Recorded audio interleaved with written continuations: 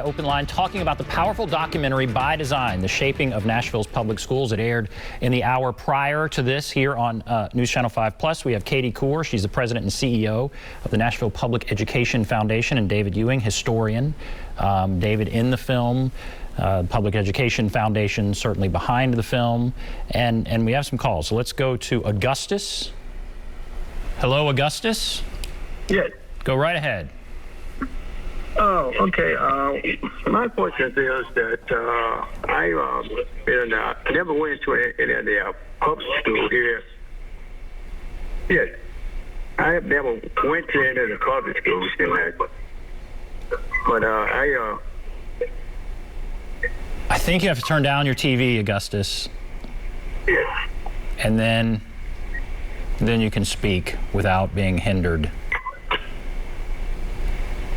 Are you there? Yes. All right, go ahead. You never attended Nashville Public Schools. Go ahead. No, I never attended any of the public schools here in Nashville, but I mean, I have went to school here in Nashville. And what I'm... No, I never been, like I said once, I never been. You may be cutting out. All right, do you have a quick question, Augustus? Yeah, well, I'm just gonna say this. I mean, it's still a lot of things that need to be done here in that. We know that, and so. Well, I think they be able to get through. I mean, to say what I need to say. So, you know. All right, you're saying. Somewhere another way. Okay, that's a little painful. I think he's saying there's a lot that needs to be done, and so let me ask you, Katie, where do we go from here? There are people out there that are desperate to help. What do they do? I mean, this is such a critical time for our public schools. What do people do? Yeah, well, I think you have to get to know your school system better. And so I encourage everybody I meet to just get inside our schools, volunteer, ask how you can help, get to know our teachers. Even if you don't have kids in the system, it's really important to understand what is happening in our schools. And so that's one thing that anybody can do. But then also I encourage people to reach out to your board members, your school board members. We have 9 elected school board members, and we have in the past had a board that has not, has been kind of all over the place. We're in a different space now, and I think that the board has some potential to really unite and go forward to make a concrete decision about the types of things we're going to measure in our district. And so reaching out to your board member and saying, how do you know if a school is serving my kid or all kids well? What are we doing to make sure that that's happening? And really encouraging the dialogue between school board members and their constituents, I think, is another great way to get involved. And David, you really wanted to hammer home the point of the school board, right? This is really in their laps there. We have 9 members of the school board. They knock on thousands of doors to get elected. They represent their districts. Before busing, we had a school board appointed by the mayor. After busing and after closing some of our comprehensive schools and high schools, the public demanded that we elect these members because they thought that these school board members that closed a lot of popular schools needed to be more accountable. So they don't report necessarily to the mayor at all. So they're the ones in charge. So the mayor sets the budget for the school system, but the school board is responsible for hiring the head of schools and future projects about what schools are built and where. And so they set the policies, they set the tone, and they hold people accountable. And we're at this point now where you have so many things going on. You have charter schools, you have private schools, you have magnet schools, you have the zoned schools, then you have that you can go to any school you want. And so are we too all over the place, in your opinion, or is this just what the doctor ordered? Are we moving towards something that's going to be helpful here, or what do you think? We're just too fragmented when we have all of these different things that are going on out there? And Katie, I'll ask you that. Well, I think we can all be overwhelmed when we have too many choices of anything. So I think choice is something we as parents and families need to have in our community to figure out what's best for our children. but I think that we can certainly do a better job explaining what those choices are and explaining how to access those choices. So we see some charter schools meeting students' needs in really strong ways in some cases, but we also know many of our families don't even know that those charter schools are available. So communication about choices is critical, and then making sure that, as David said, we are holding the school board accountable to assessing the quality of every school in our district and making sure that we're doing the right things to change those schools that are not performing. And David, I want to dive back into the history part of this. You in the film, it discusses that other cities did desegregation differently than Nashville. So Nashville's unique. Other cities did things differently. I think it mentions Louisville, maybe Charlotte. How did they do things differently? And where does that put them maybe today? And maybe Katie can answer that last part. But how did they do things differently when it came to desegregation, David? Well, we were very slow, as I mentioned. 3 years after Brown in 1957, the schools were all white and all black. It's like we'd never heard of Brown, and we had to be dragged kicking and screaming to kind of even do something. The first school board said we were going to desegregate one grade at a time, starting with first grade and then first and second, so it would have taken us 12 years. And the other cruel thing of busing, as many African Americans who grew up in the city know, the people that got bused were the furthest and had to get up the earliest to get on the bus were African American children in elementary school.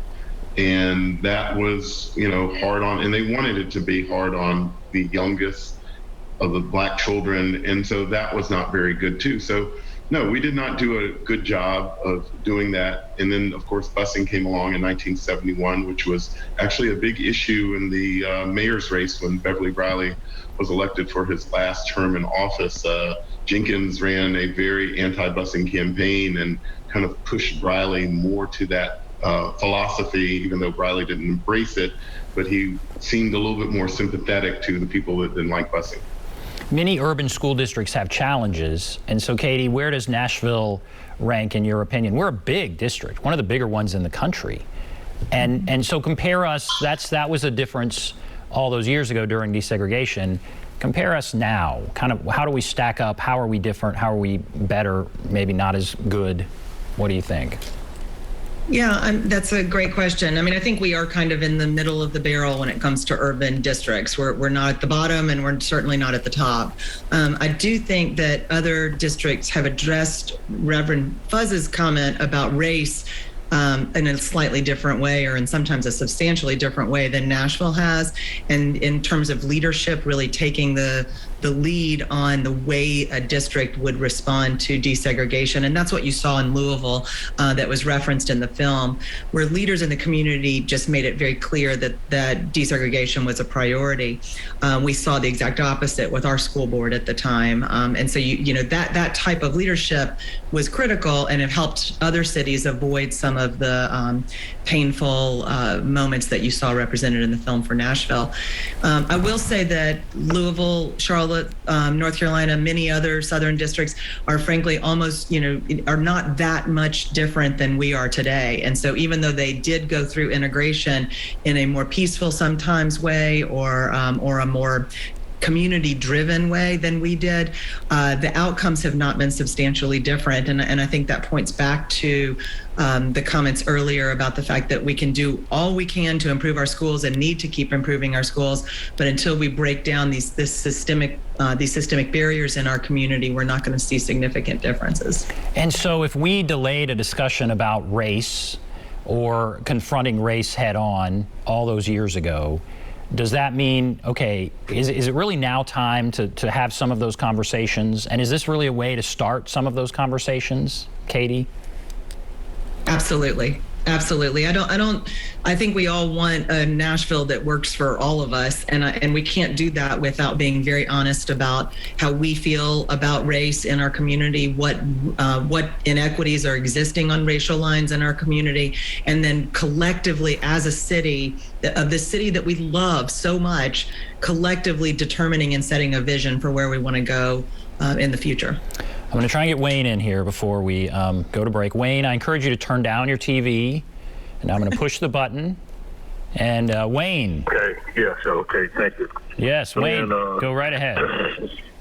what I want to ask them is, they don't have nobody on your panel that actually went to a desegregated school back in the 70s and 80s, so they don't know what they're dealing with fights every day. I come home with fights, bruises, and the first thing my uncle says, my dad's brother, something happened to you today, you let me know. I'm going out there and straighten them out. And he started loading up the shotgun.